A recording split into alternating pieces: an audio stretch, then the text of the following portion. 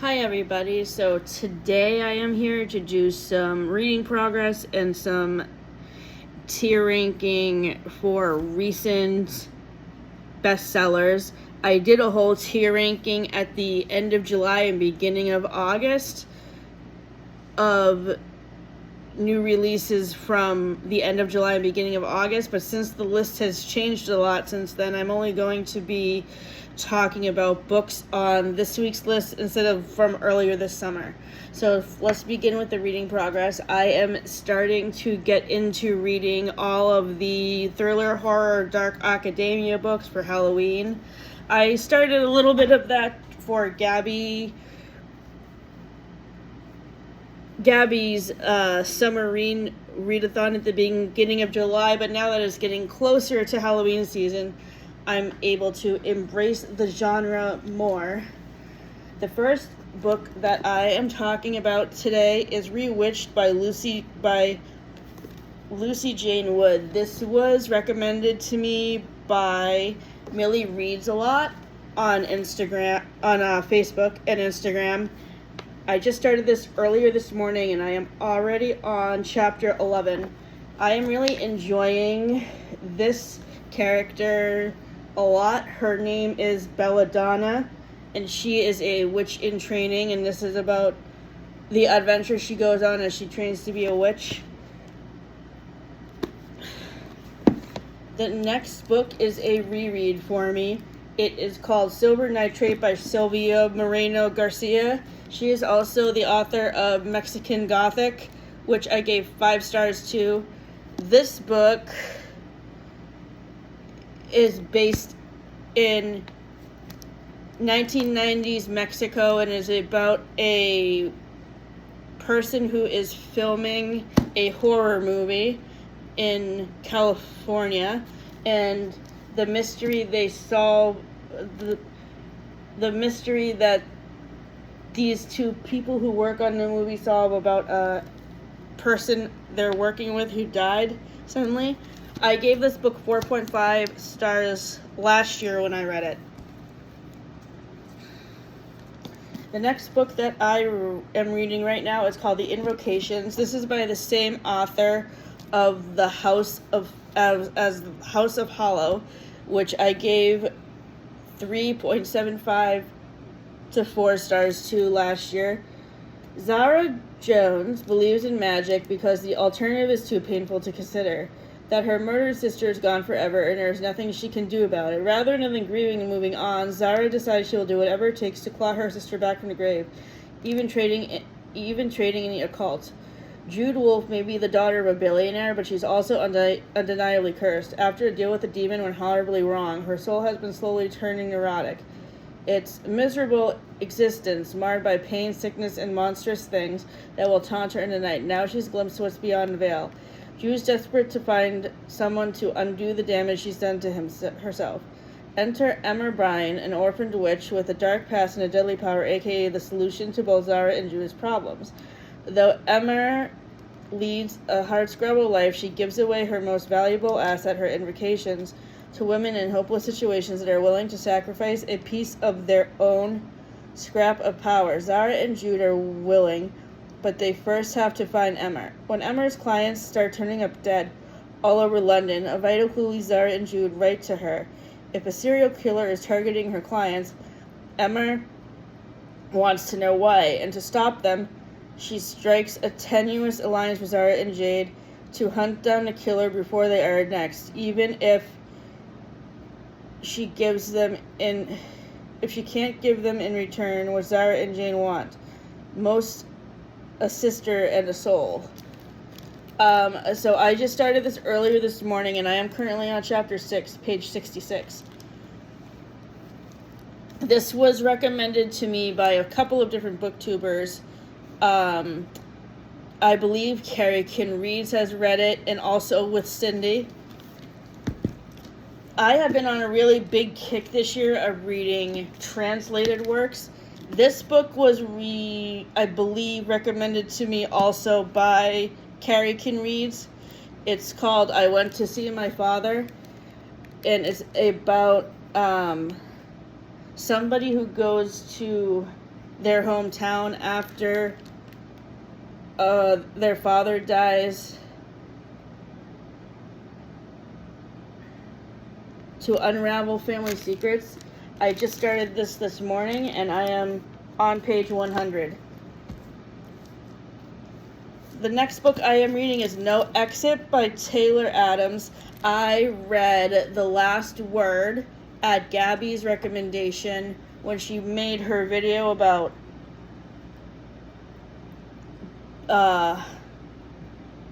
read this book and pair it up with this movie. I know that No Exit either has a TV movie on Amazon Prime or Netflix, which I'm really looking forward to watching. Currently, I am on page 279 in No Exit. The next book is called The Maidens. This is by the same author as The Silent Patient and Fury. I am 1-1 for this author. I did not like The Silent Patient and could not finish it. I do not get the hype with that book. I just found it to be weird and a little bit confusing.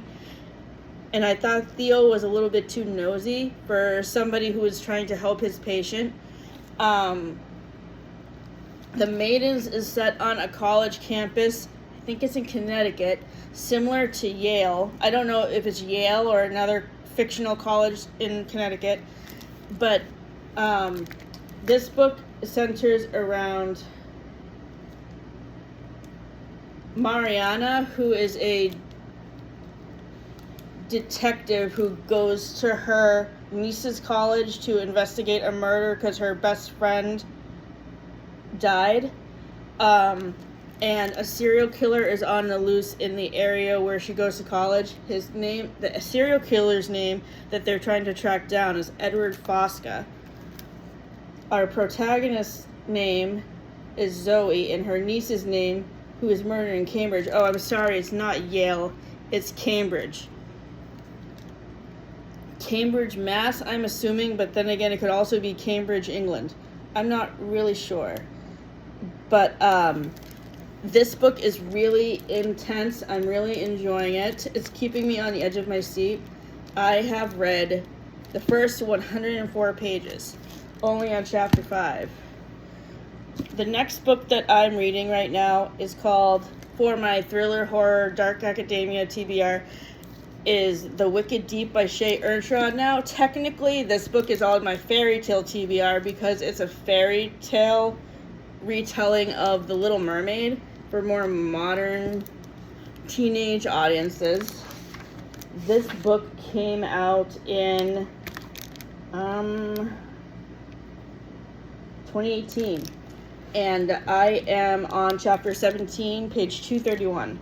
Finally, I am rereading Sword Heart by T. Kingfisher. T. Kingfisher became one of my favorite authors last year. This book was a 5-star read. I have also read most of her other books. Nettle and Bone got 4.5 stars. Thornhenge got 5 stars. A Sorceress Comes to Call got 4 stars. 4.5, I mean. What Moves the Dead got 4 stars. A House with Good Bones got 4 stars. And her recent release, which just came out on August 19th, Hemlock and Silver, which is a modernized retelling of Snow White, gets 5 stars. In my reread of Sword Heart, I am currently on page 250. Now to the bestsellers tier ranking. Let me just pull up the document on my 08268.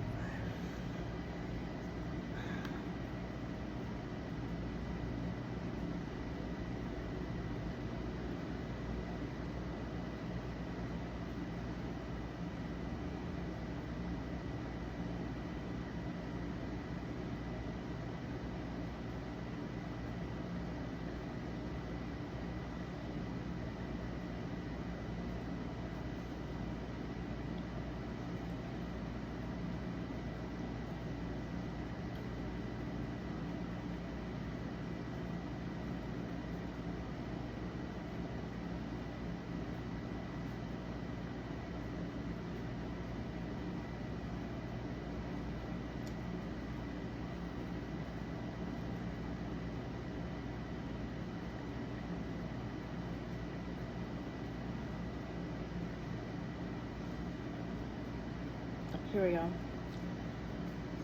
Okay, so the first book I wanted to talk about in the tier ranking is Main Characters by Hannah Ornstein. This book was recommended to me by Sarah Caroli. She reviewed it in her wrap-up video from April, May, and June. And this book is billed as a adult version of The Parent Trap, but I feel like that analysis is a bit misleading because The Parent Trap takes place at a summer camp. This focuses on a pair of twin sisters who are grieving the loss of their father and preparing to sell his lake house in Maine, and it's about them coming to terms with the loss of their father and also dealing with issues that they've had over the years with getting along. So maybe this is billed as a Parent Trap retelling because it's based in a summery setting, but it's not really a summer camp. Regardless of the mismarketing of being similar to The Parent Trap, I gave this book 4.5 stars, mostly because of the main setting. And also, there's a really great sister relationship in this book because while they may not get along in the beginning, they end up growing closer by the end, which I really liked. And this also is a new author for me, and I really enjoyed her writing style. So, in the tier ranking, this book is in the tier Yes Please, which is all the 4-star books. The other books in this tier ranking include The Berry Pickers by Amanda Peters, The Frozen River by Ariel Lawthorne, The Safe Keep, which I have on the bookshelf over there and have reviewed in a previous video. I will link the review video for The Safe Keep in the description. And then The Thursday Murder Club, which is right here. The Thursday Murder Club is the first book in a series of murder mystery books that is set in a nursing home based on a group of senior citizens that start a true crime club at their nursing home to try to solve cases. And I love this series. It's really a lot of fun. I am rereading this book right now just to get a little bit more variety in my end of the summer reading, and also because I read this earlier this summer and never answered the discussion questions right away, so I'm just rereading it again to refresh my memory on what happened. And also, Jen Agaton picked this book for her book club for her full moon book club last month, so I was reading it along with her book club even though I'm not on her Patreon. In my reread, I am on page 269. The next new release that I wanted to tier rank is Atmosphere by Taylor Jenkins Reid. This was her new release from the beginning of June, and I have loved every single book that she has come out with. She is one of my auto-buy authors. My other two auto-buy authors are Emily Henry and Abby Jimenez. So this book is set in the 1980s during the beginning of the space program. It's set in 1984, which is 2 years before the Challenger disaster. And this book focuses on Joan, who is I believe she's either lesbian or bisexual. I read an article earlier this summer that Taylor Jenkins Reid came out as bisexual, and that is the reason why she writes so many bisexual characters in her books, which I enjoy. Joan was a really good character, and I especially loved her relationship with her niece Frances, who is 14 and about to go to boarding school for high school. So yeah, this book got 4.75 stars, which is very close to a 5. And the other books in this level of the tier ranking, which is give me 14 of these, are Bury Our Bones in the Midnight Soil by V.E. Schwab and One Golden Summer by Carly Fortune. The rest of the books that I ranked in this tier ranking for for new releases for July and August was Mallory and the Trouble with Twins, which is book 21 in the Babysitter's Club series by Anna Martin. I reread this book in April because I got it off of Cloud Library app, and I gave it 4.5 stars because I love all of the books with Mallory. She is my second favorite Babysitter's Club character besides Marianne. I always liked Mallory because she's a reader and a writer like me, so that's why I was easily able to connect to her. For what I ordered, the books in this category were Great Big Beautiful Life, which was Emily Henry's new release. This book came out on April 22nd, and it received a lot of mixed reviews. Kathleen and I reviewed it in our earlier podcast episode back in May or June for the Friends and Gilmore Girls podcast. This book seemed to be too close in similarity to The Seven Husbands of Evelyn Hugo, which is my favorite book by Taylor Jenkins Reid. And Emily Henry, I have always loved Emily Henry's writing style and her characters. And I loved the main female character in this book a lot. Her name was Alice. I really enjoyed her character.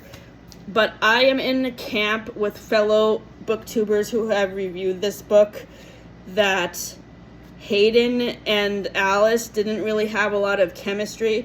And also, other people liked the chapters about Margaret, who is the heiress who Hayden and Alice are writing the article about.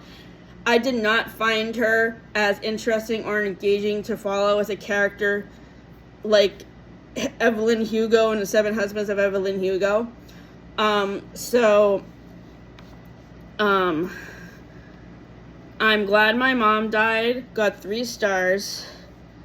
I mean, I didn't talk about I'm Glad My Mom Died yet, but Great Big Beautiful Life and I'm Glad My Mom Died both got 3 stars. Matt and I read I'm Glad My Mom Dies for I'm Glad My Mom Died, which is Jeanette McCurdy's memoir, for our Mother's Day edition of the From Manhattan to Stars Hollow TBR podcast. Now, to be clear, Jeanette McCurdy's memoir did not have anything to do with Gilmore Girls or Friends. We just read books that were about mother-daughter relationships, or watched TV episodes about relationships with mothers and daughters, or in the case of the one with Mrs. Bing from Friends, Mothers and Sons, because that episode focuses on Chandler's relationship with his mom, Nora. And I'm sure many of you are familiar with I'm Glad My Mom Died. In it, Jeanette McCurdy talks about the abusive relationship she had with her mom and how her mom basically lived vicariously through her career as a child star because she never got to be an actress herself. Jeanette McCurdy played Sam on iCarly and Sam and Cat. Matt and I started to recently watch iCarly back in the beginning of this year, and we're still watching it. We are on, I believe, episode 10 of season 1 right now. And we're really enjoying our iCarly. I was not, the iCarly was on Nickelodeon starting in 2007, so this was, by the time this show was starting to air, I was in my 3rd year of college, and iCarly was not really on my radar. I did watch other Disney Channel and Nickelodeon shows such as That's So Raven and Hannah Montana, but I never really got into iCarly. But I really am enjoy watching it now, especially as a content creator, because iCarly is about 3 middle school kids named Sam, Carly, and Freddie who make their own web series. And this show came out right as YouTube was first starting out, because I believe that YouTube first started out in 2006 or 2007, so this was in the very early infancy stages of when people were starting to make YouTube videos and do live streams. And basically, Carly and her friends create a live web show where they have their subscribers send in stuff to read on screen or videos to share. It's really fun to watch. And in her book, Jeanette McCurdy talks about her friendship with Miranda Cosgrove, who played Carly on iCarly, and they were really close for a while, but I don't think they are as close anymore, unfortunately, which is sad. Oops. But that tends to happen in friendships, I guess. The other books that I have read previously, that I'm going to rank for this tier ranking are Wild Dark Shore by Charlotte McConaughey. I read this book in March. Gabby Reeds recommended it to me, and she is one of the top people I go to for booktube recommendations. The other top YouTubers I go to for book recommendations are Carrie Can Read, With Cindy, Destiny Sidwell, Sarah Caroli, Haley Pham, who is coming out with a book in January, which I'm excited to read, and Rachel Catherine. So that book, Wild Dark Shore, is in Give Me 14 of These, which is the top tier ranking.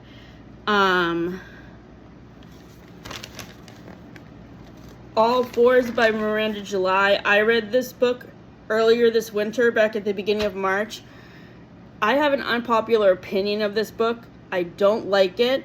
I thought the main character was whiny, and I wasn't a big fan of her sexual exploits at all. I thought this character was really self-centered, and I don't understand why all of the booktubers hype this book up. Miranda July also has written a short story collection, which I think I may like better than All Fours. I gave All Fours 2 stars out of 5.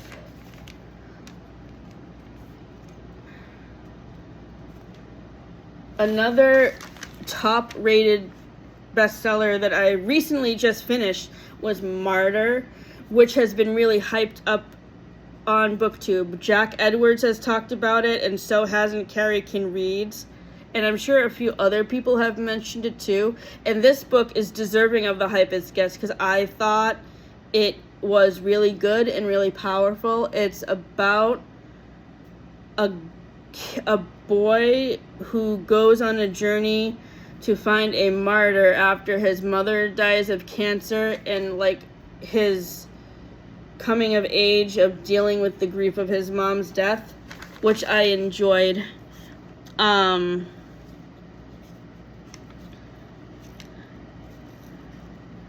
then for nonfiction, another top tier ranked book that I read earlier this year was The Wager by David Grann. This is by the same author who wrote Killers of the Flower Moon. It's about a real heist, a real pirate ship heist that happened in like the 1700s, and it's really very interesting. I really enjoyed it. Like any thriller or mystery book that I read, I really enjoy the high intense thrills and the plot twists in it. So I gave that book 4.5 stars. And that is it for today. Thanks for tuning in. My next reading progress video will be out on the 16th.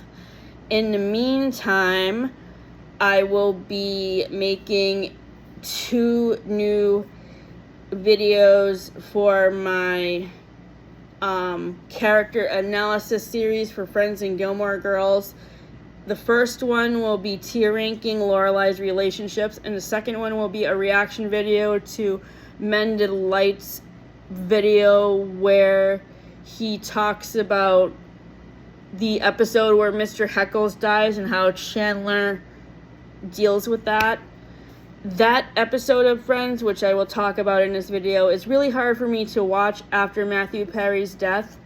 When he first passed away, I had a really hard time sitting through that episode and experiencing Chandler's mental breakdown when Mr. Heckles passed away, because after reading his book, I just felt so sad for him that he actually really did die alone. So, in addition, the next From Manhattan to Stars Hollow podcast episode will be out on September 29th, September 26th, I'm sorry. And then the next entertainment review video on Matt's channel will be out on the weekend after our anniversary, which will be October 11th. So,